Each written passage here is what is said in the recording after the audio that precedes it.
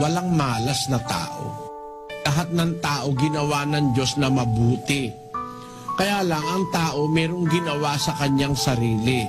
Basahin natin ang Ecclesiastes 7:29. Narito, ito lamang ang aking nasumpungan, na ginawang matuwid ng Diyos ang tao, ngunit nagsihanap sila ng maraming katha. Ang lahat ng tao ginawa ng Diyos matuwid.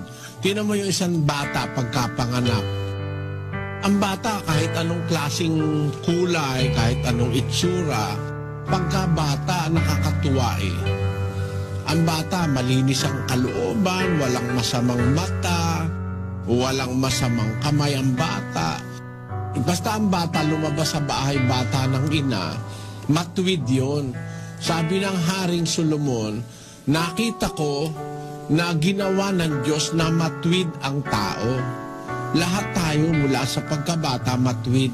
Ngunit ang ginawa ng iba, nagsihanap sila ng maraming katha, maraming ilusyon, maraming kasinungalingan, hindi totoo. Kaya tayo sumasama ang tao. At pagka sumama na ang tao, malas talaga.